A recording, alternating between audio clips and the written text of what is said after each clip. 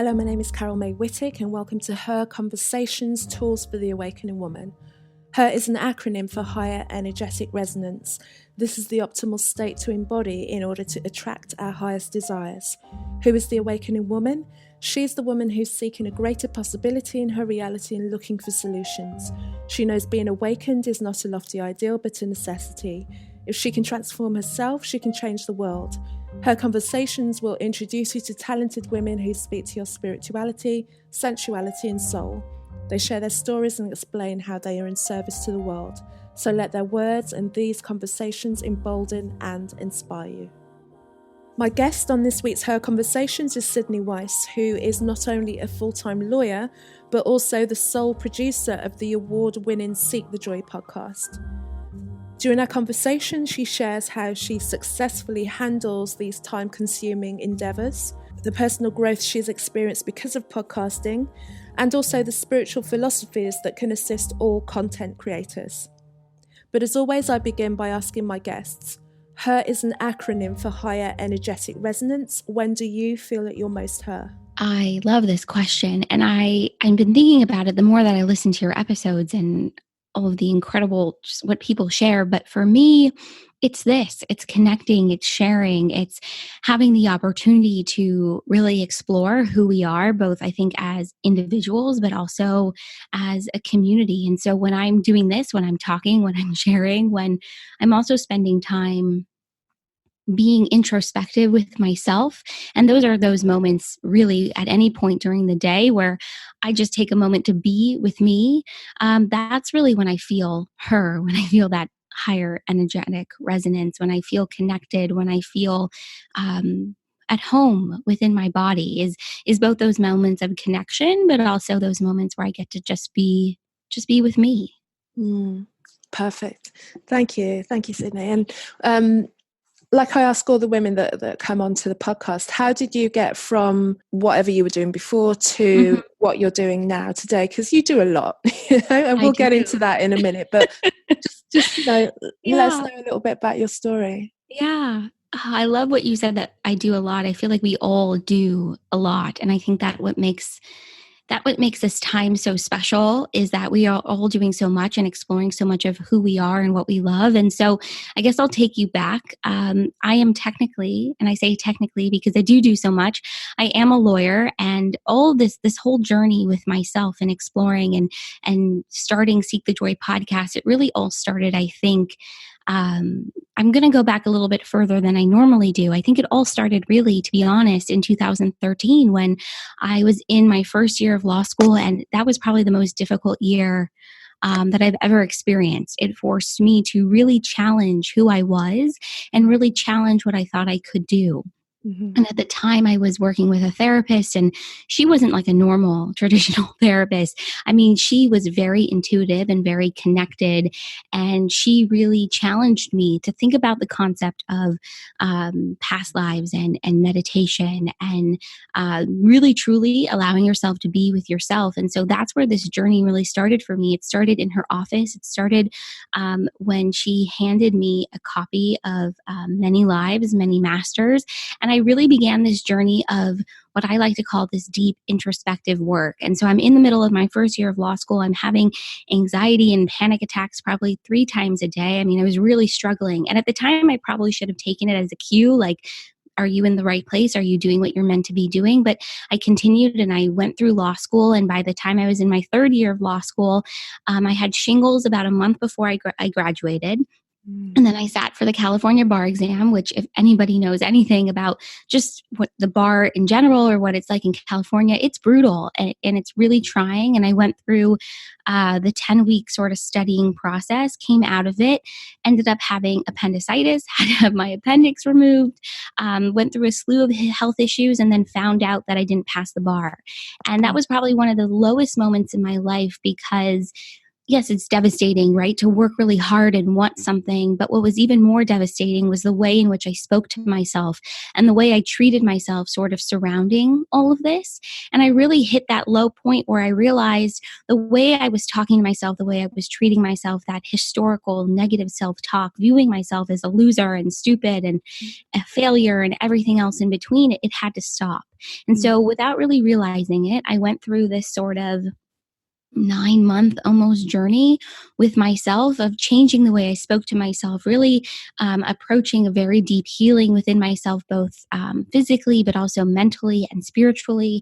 And by the time I sat for the bar exam the second time that summer, I was a totally different person. I really felt it, the way I approached the exam, the way I spoke to myself, the way I was feeding myself, both, with food and nourishment, but also with the books and the podcasts and the things I was consuming in that way too, had totally shifted. And I realized I wanted to start a conversation and I wanted to connect with other people who had similar journeys and similar experiences.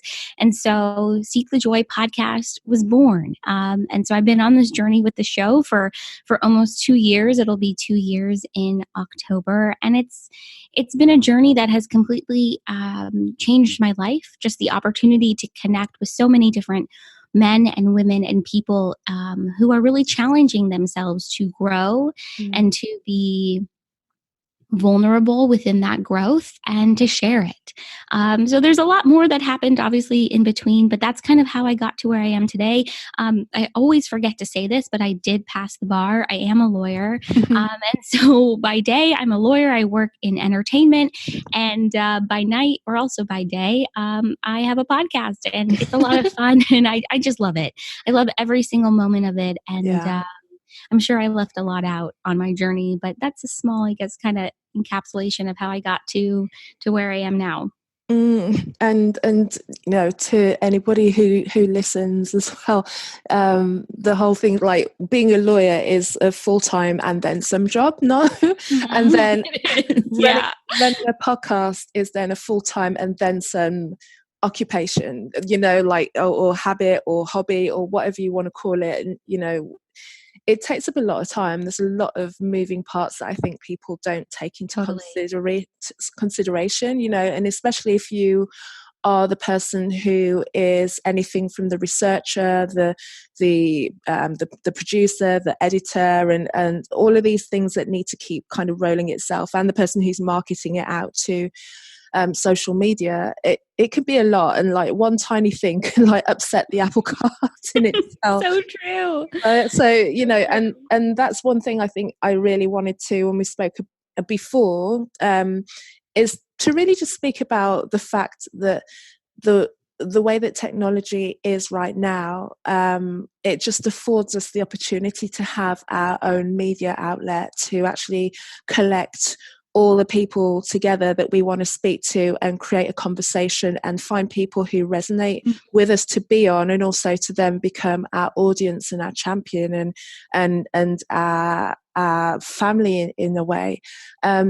What's one of the things, there are many things I'm sure, but what's one of the most surprising things that you've learnt about podcasting, or how has it changed you in a way that has surprised you? I love this question. So it's a couple of things, but if I were to hone it down into one thing, what has surprised me the most about podcasting, about being in this space, is really realizing and recognizing that this is something we're co-creating and doing together. So I think often when we think about media, when we think about producing content, we think about it sometimes as a solo endeavor, as something that we're doing on our own, but it's really a co-creative process. And it's about working with your guest or working with your audience and really coming together to not only share and champion our voices and our stories, but to make sure that what we're sharing resonates. And so that has probably been, I don't know if it's been surprising, but I didn't expect it, because when I went into it, I didn't think about it that way. So it's really co-creative. It is, and from my side, one of the things is the creativity of it, and also how many of the skills I already had to hand.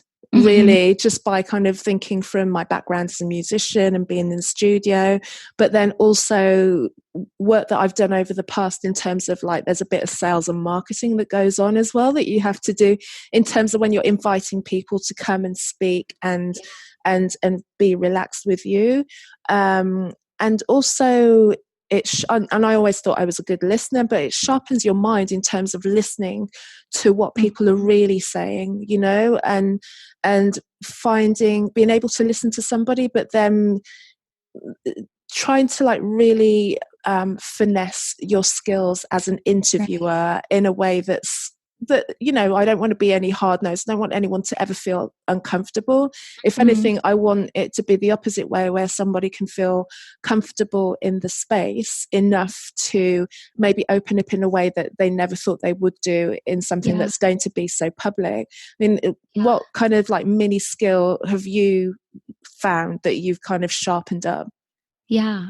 I love what you just shared, because I think it's so true. I think on one hand, it's about cultivating that space. And I think those are tools and those are gifts that we all have, which is cultivating this space for honest reflection and sharing and storytelling. And I think what you shared earlier is so true, is that our skills, what we learn from different facets or different assets of our life, really come together in the podcasting space. So, and I've thought about this a lot in my day-to-day life too, about how do the skills, and I call it like tools in my toolbox. How do those tools in my toolbox translate both to my day-to-day career in this legal space, but also in my day-to-day career as a podcaster? Because the more I think about it, I think they really do. They really do overlap. So it's about being able to communicate. It's about being able to communicate in a way that is succinct and effective. And I've definitely learned that by going to law school and learning how to really hone in right on your argument or your position in a way that, you know, is short and concise, because that's what the law often demands, even though we don't always get that. And then it's about, you know, being able to research and, you know, read about who you want to bring on the show and whether or not it's a good fit, and asking questions and being able to listen, you know, like you shared, being able to listen. I think listen to communicate and listen to connect rather than just listening to respond. I think those are all tools. And so it's interesting how we begin to see how the ways in which we operate or act in our day-to-day life, you know, also really translate over to podcasting and working in media. And I share this and I say this all the time, but truthfully, I didn't have a lot of media or journalism experience prior to starting Seek the Joy podcast. My background has always been very kind of hardlined and in that deep education space. And so I taught myself everything. I taught myself how to record, how to edit, how to market. I taught myself how to create graphics. If you scroll on my Instagram all the way to the bottom, you can see just how far I've come in terms of learning how to put graphics together and what I want the branding and the color scheme and everything else in between for the show to look like. And so, you know, you teach yourself a lot of these skills and you hone them as time goes on. I think, you know, often we want to be perfect, right? We want to know exactly what we're doing right away. But it's often through that trial and error process of learning, of immersing yourself, that you really begin to hone in on those tools and develop them and use them. No, I agree with that. Was there anything that you changed that's vastly changed from the beginning when you started to now? Can you? Yeah. What would you say that those things are? I think, okay, a couple of things. One thing that I totally changed from the beginning. So when I started the show, I was really nervous and really scared to reach out to people that I didn't know, to invite them on the podcast. And so I started by just really interviewing my friends. And I had sort of like a list of questions that I was going to ask everybody for every episode. And over time, I realized like I can have an outline. And I think having anyone that's listening, if you have a podcast or anything, and I think Carol, you would agree, but having an outline and sort of a direction, an idea of where you want to go with a conversation is so useful and so beneficial. But what I've learned and what I've changed is this willingness to redirect and to shift and to move with the flow of the conversation. For sure. And so I think that's something I've changed, and I've shifted from the very beginning. I still create an outline. I still have an idea of where I want the conversation to go, but I allow it to free flow and I allow it to redirect. And something I've also changed since the beginning is, little things like the intro music and how I do my intro and whether or not I'm going to have an outro. I mean, like little things like that you kind of play around with until feel kind of like a good fit with what you want to do. I'm sure there's a lot. I mean, I've changed graphics. The color scheme has pretty much stayed the same, but I would say the biggest thing is just this willingness to kind of go with the flow with different conversations, and also explore different topics and personalities and things that might be different and might be outside of my comfort zone. I've had so many guests bring up topics that I wouldn't normally talk about. So just this willingness to explore and go deeper and be kind of free flowing within it. No, I like that. If I think about if I've changed much from the beginning, I've been fairly static. I think it was kind of a very quick turnaround time in terms of the idea that I had. And I think I spoke to you before as well. I just started Immense Grace, so when we were talking about Kundalini and everything like that, which we'll have to go into before we go. Yes. And so I just kind of got into that container, and that kind of like really kick-started me, because I kind of had the idea of knowing that I wanted to do something online that was kind of like a blog that involved me a lot, but I didn't want it to just be about me. It was actually during a conversation with one of my website clients, and we just went off on a tangent for like a couple of hours, literally talking about stuff. The idea came to me. It's like, podcast, why don't I do that? And luckily for me, because I was kind of in that community and I wasn't 100% aware of them until I looked, I knew what I wanted. Actually, something has changed, because initially it was going to be called the Becoming Her podcast, Conversations for the Awakening Woman. So that's where it was going to be. And I kept doing all the Google searches and making sure that nobody else was using it. And I'd sent out like a maybe like 10 or 15 kind of invitation emails to all of my low-hanging fruit, who, when I looked at my circle, were the kind of women that I wanted to have on here, like channelers, astrologers, aromatherapists, gong masters, Reiki healers, like all of the things that I was interested. They were literally just like there in my kind of friends list on social media, people that I knew in my life in some way. So that wasn't even such a stretch. So I was able to get like a good batch of interviews done fairly quickly. But just before I'd had the first kind of just chat, before I even did like the pre-chat, before I do the recording, I found there was a British website called Becoming Her, and they were going to do a podcast. And it was like, okay. And so I had to switch up the name like on a dime, and then it became Her Conversations, Tools for the Awakening Woman. So it changed before I'd put anything out, luckily. And another thing, then I think the first week I set up about like 7 or 8 interviews, where I was doing like 2 or 3 a day for like 3 days. That's another a lot.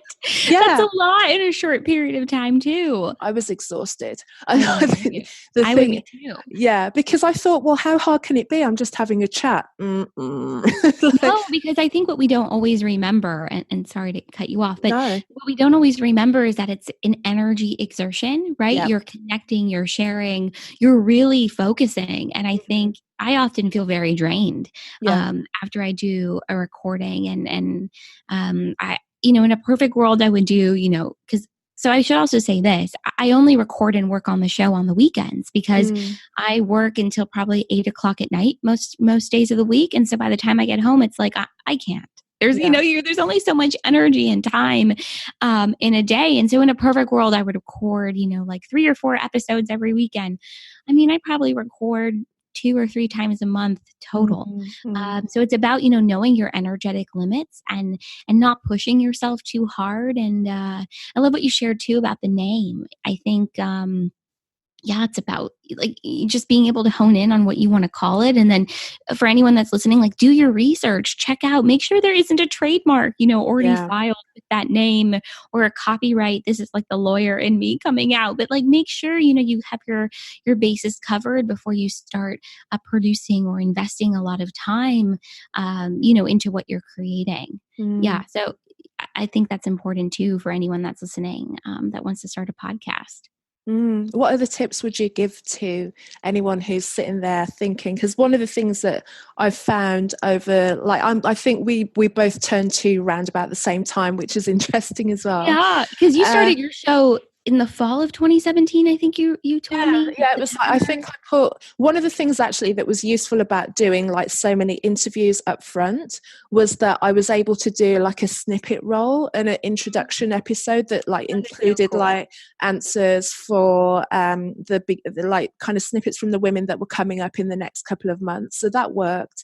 And then also it gave me the idea that I could do like every 2 or 3 months a compilation episodes of like, the question I ask at the head of each one, like, when do you feel you're most heard? So I use those, and also I'll also ask about what's the best piece of advice a woman's ever given you. So every now and again I will use like, the previous like 10 or 12 episodes to do a compilation episode. It's also handy when I realize that I've got nothing in the can as well, which every now and again will be like, you think you've got enough stuff, you think you've got enough interviews lined up, and then someone will cancel or something will move, and then there'll be an audio issue, and then you're like, so right, because you can't prepare for the unexpected, right? no. You can't always prepare for, technology issues or scheduling issues. Yeah, totally.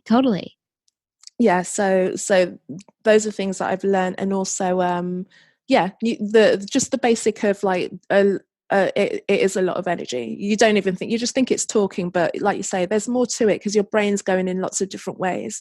Like you think, okay, are they time crunched? Have I got enough am I going to get enough things done here? Also, you want to be listening effectively. You also want to keep checking that things are recording, and because that's happened also. Yeah. So have you had a time where you recorded and then like you thought you were recording but you didn't actually hit record? Once. Oh, no, I did that once at the very, very beginning. It was like my 8th or 9th interview, and we recorded, but I didn't have my microphone selected as the input device, and so the audio was terrible. Like I sounded a million miles away. Yeah, and in that moment, you're kind of like, what are you going to do? Are you going to re-record? Are you just going to go with it?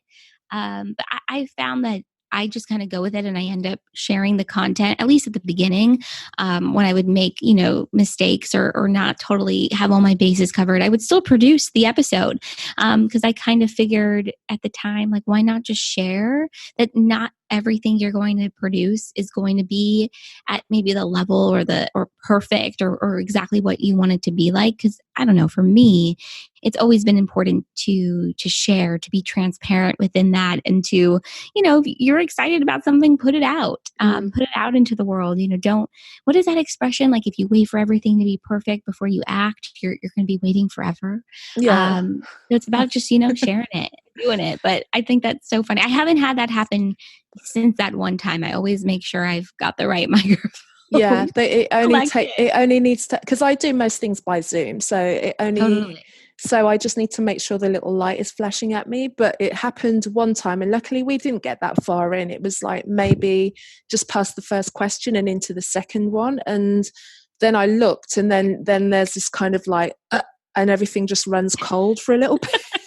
Like you have that moment where you're like panicked. You're like, yeah, okay, time to pivot, time to re-record. Can I ask you that question again? Yeah, so it's happened once, and then recently I had, when I said I run out of content, I had 3 interviews lined up in 1 week, and I was like, brilliant, this is like almost a month's worth of interviews.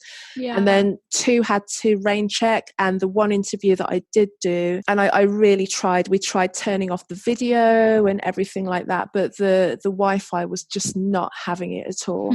And it was recording straight onto the computer. I think if I had it doing a cloud recording, it might have been a little bit better, but And I couldn't salvage anything of that, and I was heartbroken, because from what I could hear, it was good, and I really thought that, you know, Zoom would do some magic in the background. Didn't happen. Yeah. You know, So it's so interesting because I think, you know, we have moments like that where we struggle with technology and, you know, the technology is constantly changing too. I mean, a couple of years ago, we probably couldn't have done this via Zoom or via Skype and recorded. And I think, you know, it's about being patient with yourself with the technology, but also being willing to say, like, I'm not going to force this. So maybe that interview wasn't meant to be shared. You know, maybe it wasn't supposed to be something that you aired at that moment. I think trusting too that when things don't align and it's not seamless, that maybe it's not meant to be. And being okay with that too. I think, you know, what I've learned from being in this content creation space and in this creative space and choosing that element of creativity for myself, you know, time and time again is being willing to say, all right, this is not flowing. All right, this is not working. How can I pivot? How can I release? How can I surrender? And just say, this is not meant to be right now. You know, I'm not going to chase this. I'm just going to allow it to sort of flow. And the more that you trust, I think, that flow and not fight for those things to work, or fight for that interview to happen, or fight for that recording to air, you know, it's okay. It's a disappointment in that moment, but maybe there's something else you're supposed to produce. Maybe there's something else you're supposed to share. Or sometimes so maybe you're supposed to yeah, well, yeah, and I was going to say, sometimes you're meant to just take a break. that too. You know, and I always try, Take a pause. I always try and keep it as this, like, I'm never going to miss a week. I'm always going to keep going. It's going to be this thing. And then sometimes it's like, it just doesn't happen. That's so interesting because I've been doing this for almost 2 years, and within my first year of doing the podcast, I never missed a week. I even had some weeks where we had 2 episodes. And then at the top of 2019, I realized I was not going to be able to produce 4 episodes a month. And I really freaked out. Like, I was really upset with myself. I was like, you know, I had done this for a year. I was putting out an episode every week, and now I'm going to maybe be able to do 2 or 3. And it took me a minute. It took me a beat to be okay with that and to say, I can put out 2 or 3 episodes a month. It's okay. You know, it's pressure that we kind of put on ourselves, right? To produce a certain amount or to do a certain amount. But it's really okay. It's okay to know your limits, and it's okay to know your boundaries. And at the end of the day, you want to produce high quality content. You want to produce content that's, you know, sounds really good, but also deeply resonates with other people. And so if you're just producing, you know, quantity over quality, then it's important to hit pause for yourself too. And kind of, I think, at least for me, it was important to kind of go within and say, all right, why am I feeling this pressure? Why am I putting this on myself? Are people really going to be upset, you know, if there's 3 episodes, right, instead of 4? And the truth of the matter is no. I think if anything, it's about, okay, so then what is she working on? What are you working on that's going to eventually come out in 2 weeks or 3 weeks or whatever it might be? So being okay with that moment of pause and being okay with not putting out an episode every month, I had to redefine for myself what consistency meant. Because before, I thought consistency meant putting out an episode every single week. But I actually ended up turning that definition on its head. And now today, consistency for me is about showing up in a way that is profound and showing up in a way that resonates and sharing from the heart and sharing conversations and moments that are going to be inspiring rather than just pushing out like a machine. So for me, that's what consistency is like now. But I had to really flip that definition, that word on its head for myself. And when I did that, I really like relaxed into the fact that I'm putting out and sharing what's meant to be shared. And it's not going to be 4 episodes a month. It's going to be 3, and it's going to be okay. Good for you. Yeah. And there was a period of last year where there was like a couple of months where I had like 4, but there was so much going on in my personal life, and I just really couldn't, even to do the introduction and to put it out with the intent that I was promoting everything. And I had 4 on my hard drive, and I just wasn't able to put them out because where I was in my mind, and I just couldn't align with the it just had to go off for a bit. And Mm-hmm. I like what you say about the consistency is more about the intent, the intention, because my intention with it is always to make, like say, the best that it can be. Right. And not just like say, not just throw things out there. I've got Right. past the point. And also in terms of being able to invite people on, so that I don't know which episode out of all the ones I've done someone's going to listen to as a reference to whether they want to come on and speak to me or not. So I need to make sure that the ones that are out there, they're all representative of the best that I can do at that particular time, as opposed to like kind of notching up the numbers, so that makes sense. That really makes sense. And also just thinking about what I'm building, it's a brick by brick thing, and when people look back on the body of work, they're not going to be literally counting the weeks of the years and the number of episodes. It will be just like, when did you start? Yeah.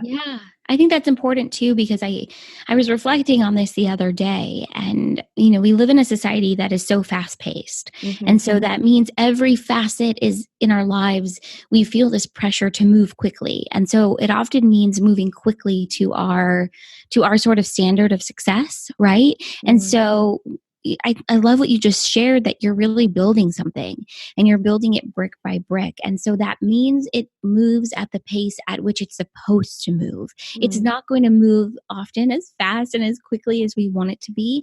Oftentimes there are moments of, where things accelerate, and then other moments where it moves a little bit slower, and that's okay. And so you're right. No one is going to look back and say, Carol only produced 50 episodes that year and she didn't do, whatever, 75.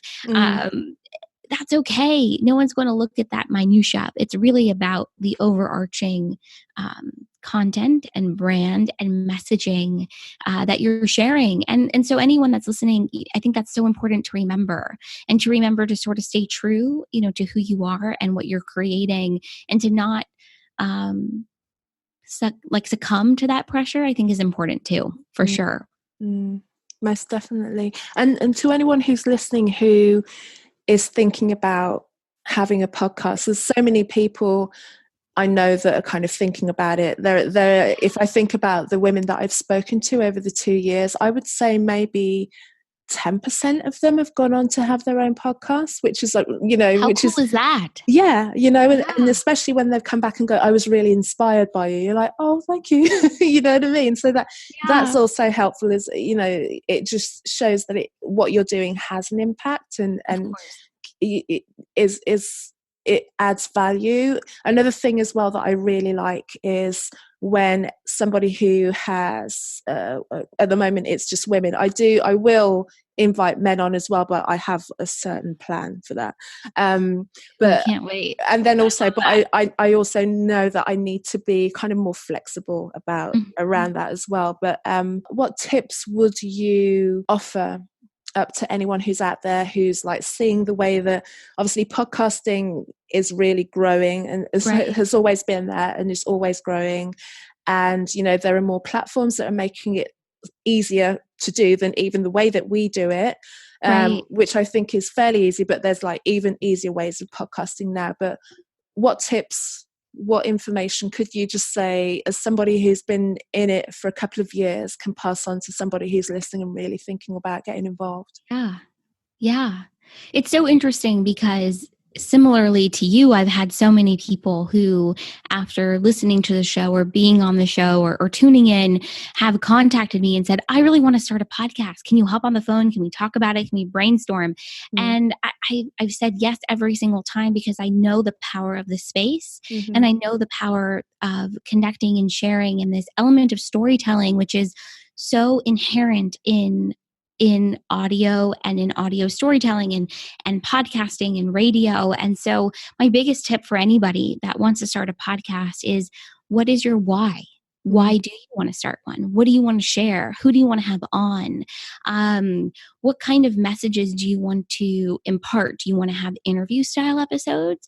Do you want to do solo episodes? Do you want to have roundtable discussions. I mean, the possibilities within this space are really endless, and the possibility to be innovative within this space is really endless. And so I would say start with your why and really dive deep into that why. I think oftentimes I've had some people who have shared with me, well, I really want to, just talk about wine. I really want to talk about food. I really want to talk about stories of hardship. Okay, great. And so what is the layer though beneath that? Is it about healing? Is it about your healing? Is it about a collective healing? Is it about exploring your joy? Is it about exploring your passion and coming around it? I'm kind of revealing a little bit about what Seek the Joy is about, but really dive deep into your why. I think that's the best place to start. And I shared this before, but I've had so many people who have asked me, that question that you asked me, which is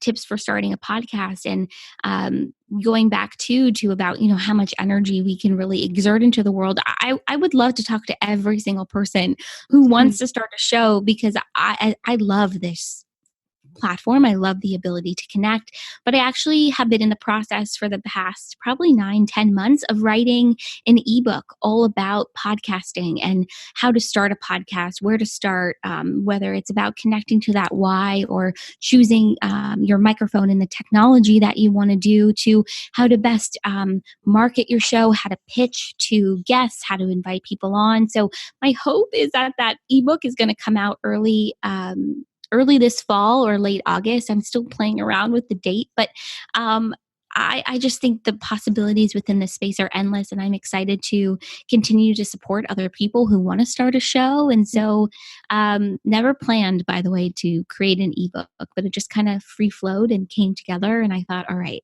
I'm going to share this, because there are so many people who want to start a podcast, and there are so many great resources out there. But I think when you start a show too, when you start any kind of platform, whether it's a podcast or an Instagram or a YouTube channel, it's really about, for me at least, it's about coming from this joyful space.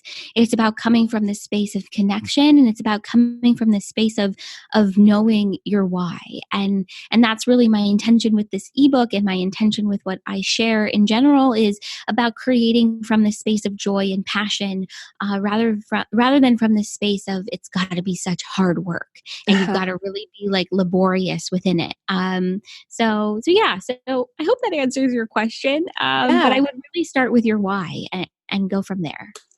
That's really cool. I really like that. I mean, if I'm thinking about what my thoughts were when I started becoming her podcast, that actually then became Her Conversations, which actually sounds much better. Which, these blocks actually kind of steer you to think a little bit harder, and then you actually come up with something that's just a little bit tighter and much better.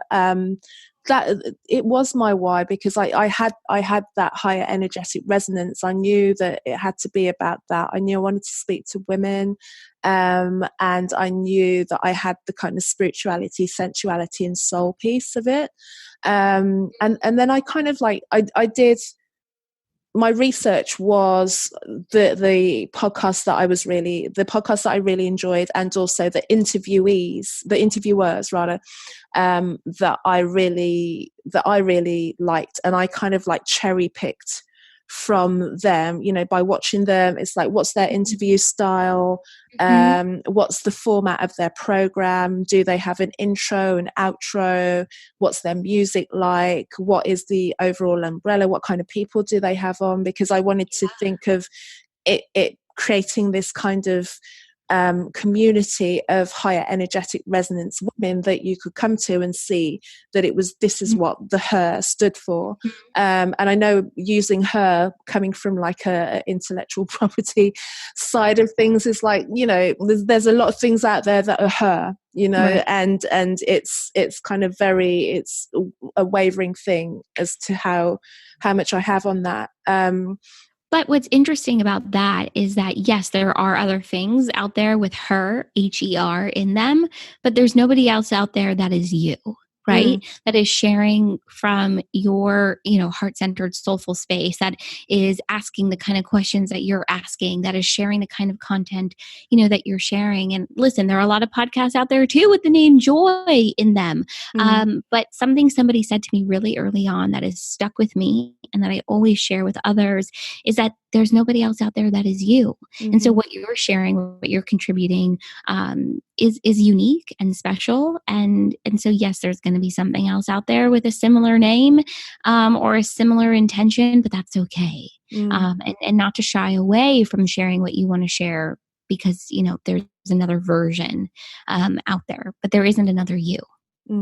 And that's great advice to anyone who's out there going, well, it could be like this, but like you said, we're all individuals, and our perspective, even if our subject matter is mirrored like so many different times, because there are so many like her type things out there that are about women's empowerment, but then there's only one me. So that's the thing to do. And my advice to anybody who is thinking about coming up with a podcast for themselves and recording a podcast is to, research it, look at the people that you really admire. And everyone's got a podcast now, but even if they're interviewers, like I said, the questions, in terms of having like a set questions that I ask everyone at the beginning and the end of the podcast episodes, that was a mix between Lewis Howes and Larry King. They have these set questions. They kind of like do this thing at the end, and I thought, I really like that, so I'll take a little bit of that as well. That's juicy. But I think that ability to kind of like pick and choose, right? And I think, the more you listen to shows or listen to podcasts, you see what you like, you see what you don't, and you take what resonates and you leave the rest. And I think that's part of, listening to conversations too, is there's always going to be something that's said that really deeply resonates with you, or at least we hope so, right? And so that, you hold on to that, and then you kind of let go of the rest. So listening, I love your advice, like listening to other people and how they frame things and how they approach different interviews. I think it's all about honing in on your style, right? But often we don't know our style until we fully immerse ourselves into it. And it's a process of trial and error. Yeah. It's you never know what it is until you get there. And even the intro that I have, I've still not recorded a definitive version of it. So I record, and the words are always the same, but I record a new one every time I do a new episode, because the intonation, it can be said a million ways, each of them. So if I listen back to some of them, I can tell what mood I was in, even though I'm totally. So there's a lot that can change, and I've still not found that this is the way it's going to be, and I'm going to use this pre-recorded version of and then drop into the episode. It's like it needs some more than that. One last thing, because I do really want to ask you about Kundalini, is I know we spoke very briefly about beforehand, is like, when you start to get approached by people who are not necessarily in line with what you're offering, but it gives you a sense of I'm creating something that people are aspiring to. Have you thought? Have you thought about ways to kind of make it bigger, to monetize it, to bring in sponsorship? How's that crossed your mind? Yeah, that's a really interesting question. Well, two things. You had mentioned too about being pitched, having people approach me, to come on my show, and I'll never forget the first time that happened. And I looked at the email and I started laughing. Like I was like, you're approaching the wrong person. Like there's no way. And the more that it has happened, I realized that it's really a beautiful thing. And it's such a compliment that somebody wants to be part of your space, be part of what you're creating and what you're sharing. And I make it a point to respond to every single email that I get for the show, because I know what it's like to put yourself out there, to share, to want to share, who you are, and for it to sort of fall on deaf ears and for, to not get a response. And so for me, it's really important to respond to every single message and email and comment that comes my way. Because honestly, I love connecting, and I love this moment of connection that comes from the podcast. And so I've had a lot of people who want to come on and it's not necessarily a good fit. And I'm still figuring out the best way to tell people that. That's kind of hard for me. It's hard for me to reject somebody, and I almost don't even love saying that it's a rejection, but when you're telling somebody it's not a good fit, it's sort of is that, if that makes sense. It is. So the way that I've handled that is just to say, I really, because this is my truth, I really do find what they're sharing to be interesting, but not in line with the direction that I'm currently taking the show. And I just let them know that it's not a good fit for where the show is at right now, but I'm so honored and grateful that you thought of Seek the Joy and that you thought of me, and that I would love to stay in touch and I would love to follow your work and support you. And that's really how I handle those moments. When it comes to sponsorship and paid ads and sponsored content in general, it's really important for me too to really vet those opportunities and to really say, does this align? Does this feel good? Is it a product that I would use? Is it a service that I would use? And if the answer is yes, then we have a conversation surrounding what that would look like. Otherwise, I say no. I've had a couple of sponsored opportunities with the podcast so far. I would love to do more, just because I know that as you begin to monetize and as you begin to grow and scale in that way, it just means greater opportunity to connect. Yeah. It just means, greater opportunity to share the mission and the purpose of the show. So I'm open to it, but I'm open to opportunities I think that feel good and really resonate with the podcast and what it's, really all about. Yeah. Great. No, it's, I hear you on all of that as well. It's just interesting because I've had the same kind of vague emails that you're like, I don't know if you've actually listened to it, but and that's the thing too, is like, and I don't know if you feel this way too, but we work so hard on what we produce and on what we share. And so when you kind of get that standard boilerplate email, it's like, did you listen? Do you know what my podcast is about? We're about joy. We're about heartfelt storytelling. We're about conversations, centered around connection and, uplifting our voices and our stories. And your email is about, I don't know, something totally on the other end of the spectrum. Yeah. So, it's okay. It's okay. It's still flattering. It's still a huge compliment. But yeah, I'm with you. I'm like, do you know what we're about? It's not that. But that's okay too, and I think it's par for the course. And it's about vetting and it's about checking in with yourself and being like, all right, yes, this could be, a sponsored opportunity, but it's not going to make me feel good at the end of the day to be part of this. So I'm not going to do it. Yeah. And being okay with that. Yeah, I mean, it's still flattering all the same, but then you also have to think about how it feels for you, and then for anyone listening, then they'll just be like, okay, why?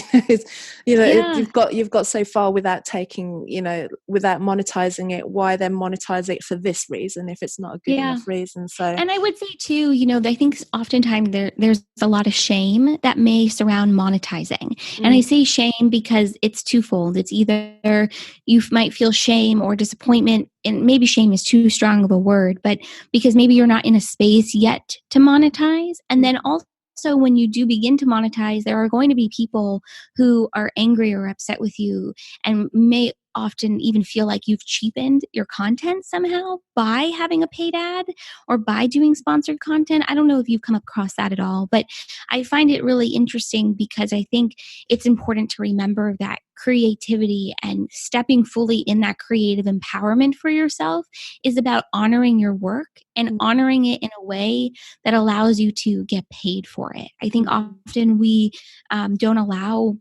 ourselves to get paid for our creative endeavors because we feel like we shouldn't. I'm still exploring this for myself. But I think it's important to remember that as a creative, as someone that's producing content and sharing content, you deserve to be honored for that. And oftentimes being honored for it means getting paid for it. And there's no shame in it. So I feel like we often come up against these walls of anger or disappointment or shame or criticism or judgment for both ends of the spectrum. And it's fascinating. But for me, really stepping into that creativity and that empowerment within that creativity is recognizing that it's okay to get paid for what you're producing, especially if it's resonating and adding value, and people want to be part of it and they want to help you, grow it. I think it's all really beautiful. And so allow yourself to sort of step forward in it. More and more is important too. Perfect. Yeah. And like I said, I wanted to talk to you about Kundalini. Yes. Because let's talk about it. Yeah. Because as you know, I just got back from Rama Festival that was out in Mallorca. So I was out there recording interviews. I also sat on a panel with Guru Jagat as well, which is a really interesting panel to do. It was healing gender constructs as well. So that was an interesting experience for me to be part of one of her infamous panels.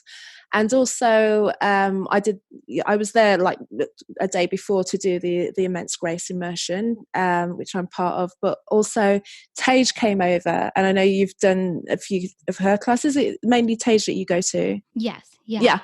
So I managed to get 2 of her classes in, like where I was actually able to be like fully present. Other times I was kind of around the back with like recording equipment, so I wasn't fully in it. But how did Kundalini come into your life, and tell me more about your experience? Oh, okay. So I realized at the beginning of this episode, I kind of I skimmed over this whole period between 2013 and 2016. But in 2013, when I was really going through my first year of law school and struggling, my dad started practicing Kundalini yoga. And in 2014, after I finished my first year of law school, it was May of 2014, he sat me down and he said, I've been doing this practice. It's this technology. I think you could really benefit from it. And I fluctuate, like most people, between taking your parents' advice and not. But there was a pull, there was a draw. And so 3 months later, I went to my first Kundalini yoga class. And the studio that I primarily practice out of is Yoga West, which is Yogi Bhajan's studio that when he first came to the West, when he first brought Kundalini yoga to the West, it was Yoga West here in Los Angeles on Robertson. And so I have been practicing since 2014, so it's about 5 years. My teachers are primarily Guru Singh and Tej, and it's a practice and a technology that has totally revolutionized my life. It has helped to deepen my spirituality and my spiritual practice. And at the end of the day, I think it's my understanding of who I am has really been deepened by this practice. I'm also super transparent in saying that I haven't stepped on my mat at all in the last 6 months. And it's really because I have been so stuck in my overwhelm and pure exhaustion from work and everything else that I'm doing that I had to take a step back. And actually taking a step back and allowing myself to take a step back has been very deeply healing too, and I didn't expect it to be. But I love the practice. I love mantra. I love chanting mantra. I have nothing but really beautiful, positive things to say about my experiences and what I've experienced, and the kind of connections I've made with people who also practice. So I know the same from what we spoke about when we chatted before, but I know the same is very true for you too. So I think for anyone who's ready to deepen their sense of self and their connection to self and an understanding of their joy and their truth and their power, get yourself into a Kundalini yoga class or get yourself on the mat or turn on a mantra and start chanting. It's truly powerful. It really makes a difference. And one thing I'll say briefly, because having been back, in the quote unquote real world since having like this kind of 5-6 day experience of just being in the space of exploring that and meeting people who have been my online community and meeting them in real life and like seeing them for breakfast, lunch and dinner and practicing with them and speaking with them, has made me realize how much work I have done, how far I have come, and how important that practice is and will be for my life. And I'm actually going to do a solo episode about that experience. I'm going to record it at some point this week. Obviously, my mind has been on trying to salvage the issues that I'm having with the audio from what I brought back from Mallorca this week. And but before, I really feel called to actually just sit down as a testimony, one, to say it out loud to myself, but also the difference and the importance of having a real spiritual community. I personally didn't even realize how important it was for me until I was there immersed in it, and I felt so different, you know, with all the things that I'm trying to like assess and change and move forward in my life, and then coming back and feeling the difference of the energy and everything like that. It warrants its own time. So that's something that will probably be at the moment I've got all these episodes, all this content, and I need to kind of get back on the timeline of scheduling things, but that's something that's going to come really soon. Amazing. So I look forward to listening to that. I think it's interesting too that you share just the power of having a spiritual community. I think it's important to surround yourself with others who are doing the deep work and the deep healing as well, but not to isolate yourself from the rest of the world while doing that.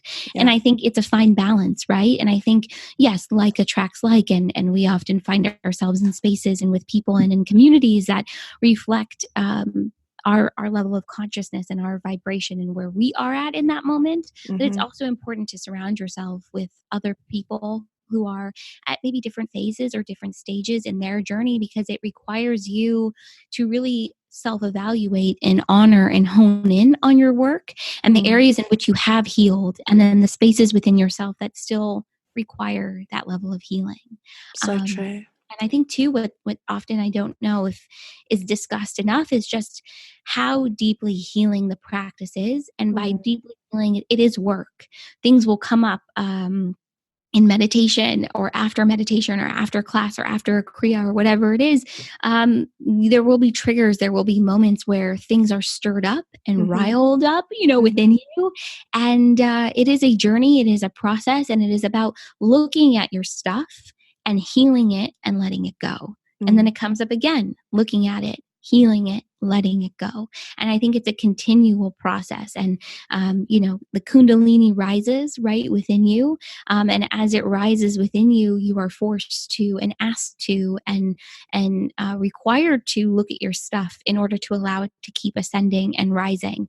And so, that's what it's been for me. And I think it's been that way for you too, is this process and this continuation of stuff, letting it come up, allowing yourself to heal it, and allow yourself to move through it so the next layer emerges, so you can move up and emerge with it.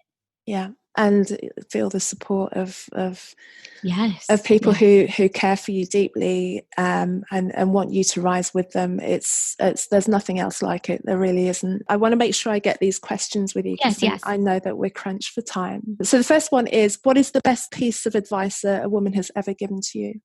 Ooh, I love this. I don't think it's one woman in particular, but a message that I've continued to hear and receive time and time again from so many different women, which are often, in my point of view, messengers for what I need to hear most, is stay true to you and allow your voice to be shared. And I think those are two things that we often struggle with, which is staying true to who you know you are, standing firm within that. And if you know that, your default is this love and this compassion and this empathy, don't allow yourself to spiral into fear, anger, or worry. And then allow your voice to be shared, and recognizing that your voice is meant to be shared.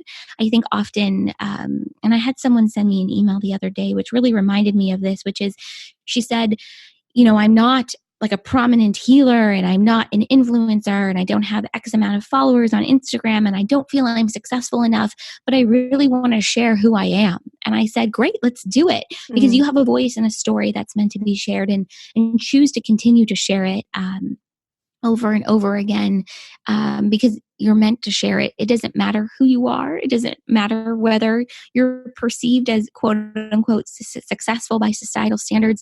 You have a voice. It's meant to be shared. So stay true to who you are, and continue to share your voice and your truth. Sure. And, if you know more than one person, i.e. anyone on the face of the planet, you're an influencer. You really are. Yes. You don't know Yes. you don't know who's watching you or who thinks what's going on in your life. You're an influencer for good or bad. It's Yeah. you can't escape it. It kind of Yeah. gets tagged on people who've got X amount and blue ticks and all of this, but trust me, if you're I believe walking on the that. face of the planet, you're an influencer. I believe that so firmly, and I'm so passionate about this because I think it's so interesting because as we continue to grow and evolve as human beings, as individuals, as we like heal ourselves and share who we are, it's going to trickle out, right, into our individual communities. And as it trickles out into our communities, those communities then share that growth and that healing with their communities. And so it's not about how many books you've written or how many blog posts you've written, how many podcasts you've produced. It's not about how many followers you have. It's about your choice and your decision to share who you are. Because the minute that you do that, you're influencing. Influencing yourself and you're influencing others. I'm really passionate about this because I think more and more people feel like they're not meant to stand up and share their voice because they don't have that blue tick or they don't have those 100,000 followers or whatever it is. But it's not about that. It's just about your choice to stand in your truth and your voice and to share it. I am so with you. So with you. And what woman would you say represents higher energetic resonance? Oh my gosh. How do I pinpoint it down to just one woman? I know. But so hard. I think you for sure. I think Brene Brown is someone who I think is really standing in that higher energetic resonance. Oprah for sure. I mean, how can I like go on here and not say Oprah?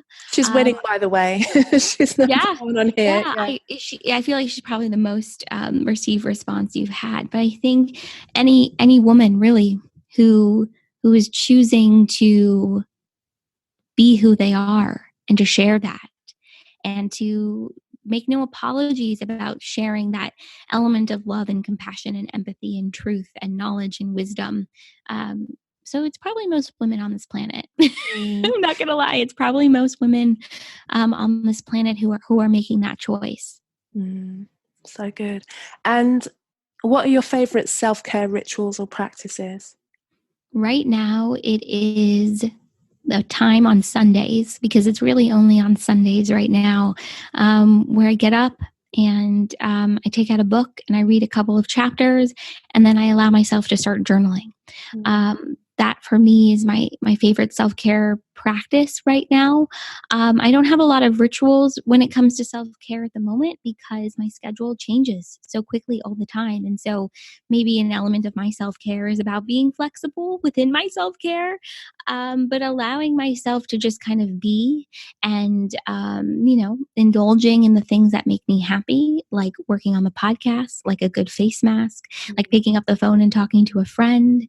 The process of creating and exploring my creativity has become such a profound practice of self-care for me. So it changes, but right now I think the biggest practice I have that's consistent is that Sunday morning reading and journaling and being and allowing the different thoughts to kind of flow and marinate and Perfect. And what's next for you? Tell all the Her Conversation listeners, what are you up to? Yeah. Oh my gosh. What is next for me? There are two ways I feel like I could answer this question, but I think on a very like concrete level, what's next for me is continuing to grow and expand Seek the Joy podcast, to connect with other women like you who are very much in a similar space or in the same space. I don't know if I've said this, but really the mission of Seek the Joy podcast and why I started it. And I also have an interview style blog series on our site called Joy Corner, and the everything else that I'm working on, the greatest purpose behind it and my mission and what I really feel is my direction in life is to uplift and to share as many voices and as many stories and as many journeys as possible, to empower each and every one of us to share our joy, to share our passion, and to move us closer to greater healing, I think, within that. And the more that we do that, the more that we empower ourselves and empower others to do the same, the more we're going to shift and change and stand true in our growth and in our healing. And then by extension, I think heal the world and heal the planet. And so what's next is continuing to do that, to share the show, to bring on some really inspiring people who are doing just that. Growing the blog series would be fun. Like I shared, I'm coming out with an ebook all about podcasting. And I really want to also move my career, to have my career kind of fuse with what I'm doing with the podcast. So I am a lawyer, I work in entertainment, and I would love for my, day-to-day work, my day-to-day career to really fuse with the podcast in that way. But also, what's next for me, I think, is allowing myself to really explore the depth of who I am, of who we are, to continue to do this inner work, to really reveal the layers and unravel the layers, and to achieve, I think, greater healing within myself too. So that's a really long answer, but that's kind of what's next for me. I've been on this healing journey with myself for as long as I can remember, and I'm sure that's a conversation for another day, but I think that's what's next for sure. Great. And where can everybody find you? Name your podcast again, tell us your website, everything. Yeah. Well, thank you, first of all, so much for having me. This has been so much fun. And I'm glad we had a conversation really about podcasts and podcasting. I think it is such an impactful space. The capacity for audio storytelling to bring us together is something I really love and I really enjoy. And so the opportunity to do it both on my show and on anyone else's show is really really cool and really phenomenal. So I would love it if you're interested. You can find everything about Seek the Joy Podcast on seekthejoypodcast.com. We are at Seek the Joy Podcast on Instagram and Facebook and Twitter. Just type in Seek the Joy Podcast on your favorite podcast app. That's really where you can find the show. That's where you can find more about me. And I would love it for anyone, to tune in and really join us. I say us because it's a collective, it's a creative thing. It's not just me, even though most of the time it is just me. Really join us in exploring our joy and what lights us up, and coming together to share these stories of healing and connection. Perfect. Sydney, thank you so much for coming on, Carol, and sharing and talking about podcasts. I truly, truly appreciate it. It's been great fun. It's been so much fun. Thank you so much. Thanks to Sydney for joining me on this episode of Her Conversations, and thank you for listening. You can discover more about me by visiting my website at carolmaywhittick.com. You can also follow me on social media, on Facebook under Carol May Whittick, and my Instagram name is Kazmick, that's CAZMICK. I'd also appreciate you leaving a comment, liking and sharing any episodes that resonate with you, and if you subscribe, you'll be notified as soon as a new episode is published. Also, Her Life Academy is still open. It's a monthly instruction and inspiration platform for awakening women. It's created and curated for you to magnify your spirituality, sensuality and soul, and live in higher energetic resonance. So go to www.herlifeacademy.com or follow me on Instagram at Her Life Academy. Until next week, have a great one. Thank you.